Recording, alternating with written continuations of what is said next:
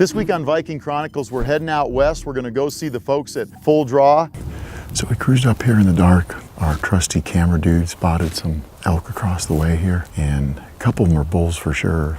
So we're just kind of waiting to see. They're quite a ways away, but we can drop down in this low ground and try to call them in. If once it gets light enough, we can tell what the heck they are. But be careful, my bow's right there at your feet. Our cameraman's a pretty good dude, but if he steps on my bow, we're gonna fight, just so you know. After a slow day one, I had high anticipation for day two, knowing there were some good bulls in this area. And I had a pretty good idea where I thought some of these big bulls were bedding. Zach has this idea of a bedding area, and he says, let's go over here, let's slide in here, and let's just have a nice, easy call session. We snuck around, got in a perfect position, had the sun in our backs, had the winds in our face, got you tucked up in front of me about 40, 50 yards in front of me in the shadows. Zach starts his call sequence, which I was thoroughly impressed with. I kept looking back thinking a bull was coming in from the back, but it was Zach. I don't think we called for more than 10 minutes, and all of a sudden, here comes a spike walking out. At least that's what I thought. Well, when the spike walked out, he kept dragging more antlers with him. And next thing I know, we've got a 350 plus bull heading our way. Typically a bull will come out of the timber like that and kind of hang up for a little bit. Well, no, he just came out, I mean, just as pretty as can be, licking his nose, licking his lips, and just threw his head up in the air. And actually I thought he was gonna bugle at one point, but I think he was actually just yawning. I think I pulled him out of his bed.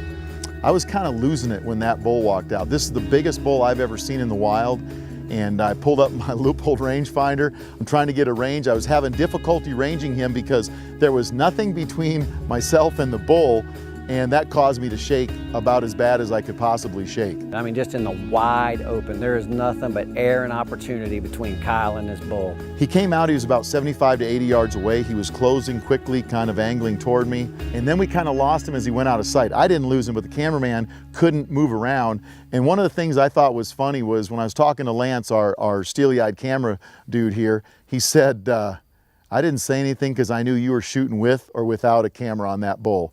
And then all of a sudden I hear it thump. I mean, it sounded like you hit him with a 2x4.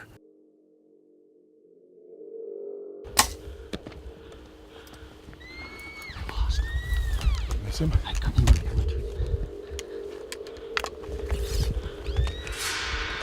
I hit him. Sounded like it. The world's spinning now. This monster bull's come in, now he's gone, when he's got a hole in him somewhere. That was a freaking awesome bull, dude. Dude, I'm a mess. Did you see that bugger? I just didn't see any blood. I didn't see any blood either, but I felt like a pretty decent shot. So Kyle seems to know a lot of detail about the shot. Some good, some not so good. He was 45 for me when I let it go. We'll see. I mean, if anything, went in right over there. If anything, I hit a little bit low. That was a big bugger though, huh? I look over there and go, holy cow. Ginormous. That was full grown, wasn't it? Full grown. That's the biggest elk I've ever had that close to me. We got the bloody arrow, but it doesn't have the right smell to it. That arrow doesn't smell real good, so I might have hit him a little far back. So once this ginormous bull went away, we decided, all right, let's back out of here. Let's give him time to go lay down, die, and stiffen up. Well, hopefully he's deader than a doornail in a minute. You know, at this time, I don't know if I'm gonna shoot one or not. You know, I've already had the experience I came to have. Killing one would just be a bonus.